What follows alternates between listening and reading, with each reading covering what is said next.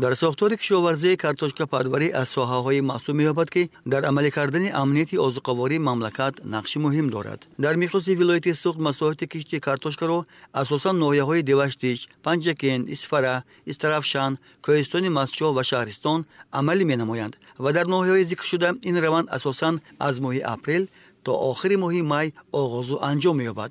در سمت استحصال کارتوشکا خواجگداران ناحیه دیوشتیج سال سپری شده به نتیجه های بلند نائل گشتند و طبق معلومات آماری در همه شکل های خواجگداری 201,000 تن کارتوشکا استحصال کرده شد و این نشان دهنده بلندترین از دوران صاحب استقلالی کشور به حساب می رود. سال جاری در ساختار کشاورزی ناحیه دیوشتیج کشتی کارتوشکا به مساحت 5484 گکتار گذرانده شده. استحصال بیش از 200,000 تن کارتوشکا در نظر داشته شده است. کشتی کارتوشکا در ناحیه اساساً در جماعت‌های دهاتی مجون، وحدت، اسماعیلی سامانی، جماعت دهاتی دلیان بالا و راسراود گذرانیده می شود. حاصلناکی سال جاری خوب می باشد. در حساب میانه 300-320 سنتینل تشکیل می دهند. در میدان های علاهیده 650 سنتینل تشکیل می دهند. حاصلناکی کارتوشکا اساساً در جماعت دهات اسماعیلی سامانی 650 سنتینل و جماعت دهات وحدت خیلی زیاد می باشد. این سال نقشه دارم که در همه بخش های کشاورزی زیاده از 220,000 تن کارتوشکا استحصال نماید.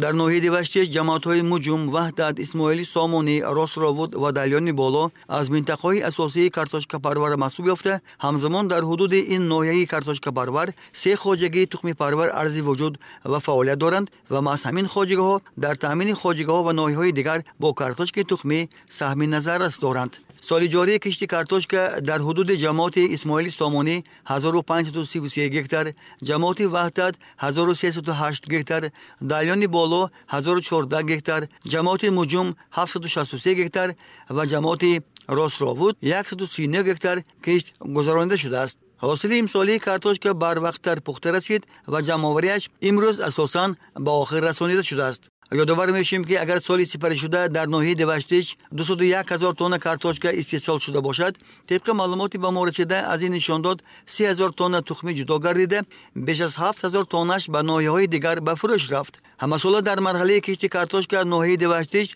تامین کننده اساسی خواجگی‌های ولایت با کارتوشک تخمی به حساب می رود. دیوشتیج از منطقه‌های اساسی کارتوشک پروری ولایت سوخت محسوب یافته در روند عملی کردن امنیتی آذوقه‌واری مملکت نقش مهم دارد. سال سپری شده طبق اطلاع مسئولین حاصلناکی 100 گکتار 320 سنتینل را تشکیل داده در مجموع نشان دهنده بلند به حساب می رود. خواجگی‌های کشاورزی و اهالی به کشتی کارتوشکا توجه خاص ظاهر نموده هر قطعه کشتونده را ثمرناک استفاده می برند.